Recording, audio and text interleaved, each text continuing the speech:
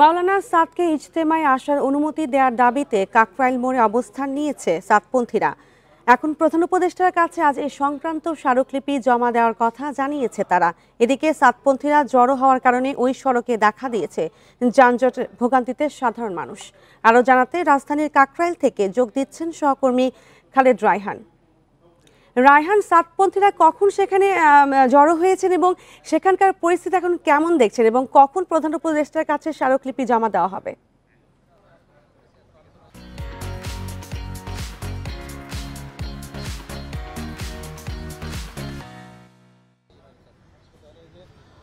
দেখুন, সকাল থেকেই মাওলানা সাদপন্থী যারা রয়েছেন তারা এই কাকরাইল যে মসজিদ রয়েছে সেই মোড়েই তারা অবস্থান করেছে এবং তারা যেটি চাইছিলেন যে তারা প্রধান উপদেষ্টা যিনি রয়েছেন ডক্টর মোহাম্মদ ইউনূস তার কাছে স্মারকলিপি দিবেন, কিন্তু সেটি আসলে যেহেতু আগে থেকেই সেই বিষয়ে কোনো সিদ্ধান্ত উপদেষ্টার কার্যালয় থেকে দেওয়া হয়নি, যার ফলে সেটি এখন পর্যন্ত সম্ভব হয়নি। আমরা দেখেছি যে বিষয়টি নিয়ে সমাধান করার জন্য প্রধান উপদেষ্টার যিনি প্রেস সচিব রয়েছেন তিনি এখানে এসেছেন এবং এসে যারা রয়েছেন মাওলানা সাদপন্থীর অনুসারী সেই সকল হুজুরদের সঙ্গে তিনি কথা বলেছেন। তিনি তাদেরকে বোঝানোর চেষ্টা করছেন তাদের যে সড়ক লিপিটা আছে, স্মারকলিপিটা তিনি তাদের কাছ থেকে নিয়ে সেখান থেকে প্রধান উপদেষ্টার কাছে সেটি দেওয়ার চেষ্টা করবেন, সে প্রস্তাব তিনি দিয়েছেন। কিন্তু মাওলানা সাদপন্থীর অনুসারী যারা রয়েছেন তারা যেটি বলছেন যে তারা নিজেরাই সেই যে স্মারকলিপি তাদের যে দাবি সেটি তারা সেখানে দিতে চান এবং তারা যেটি বলছেন যে গত 7 থেকে 8 বছর ধরে মাওলানা সাদ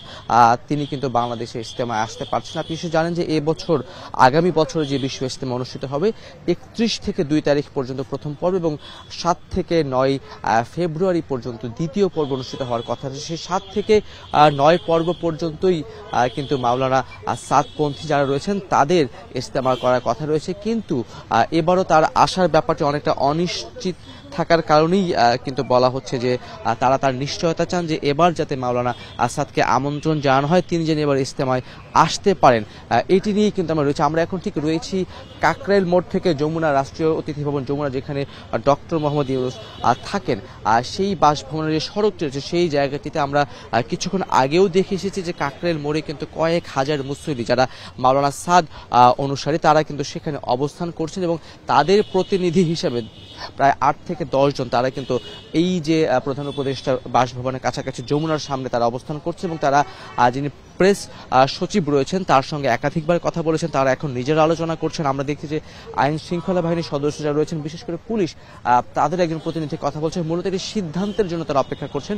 শফিকুল আলম তিনি যেমনটি জানিয়েছেন প্রধান উপদেষ্টা প্রেস সচিব যে যেহেতু তিনি প্রধান উপদেষ্টা পক্ষ থেকে এসেছেন এবং স্মারকলিপিটি তিনি দেবেন এমন একটি প্রস্তাবনা দিয়েছেন, কিন্তু যারা এখানকার সাদপন্থী যারা অনুসারী রয়েছেন তারা যেটি বলছেন যে তারা নিজ হাতে সেটি তারা দিতে চান এবং একই সঙ্গে তারা নিশ্চয়তা চান যে এবার যাতে মাওলানা সাদ তিনি যাতে এবার ইজতেমায় আসতে পারেন এবং একই সঙ্গে তাদের যে দাবি দেওয়াগুলো আছে সেই ব্যাপারগুলো তারা সরাসরি আসলে প্রধান উপদেষ্টার সঙ্গে কথা বলতে চান।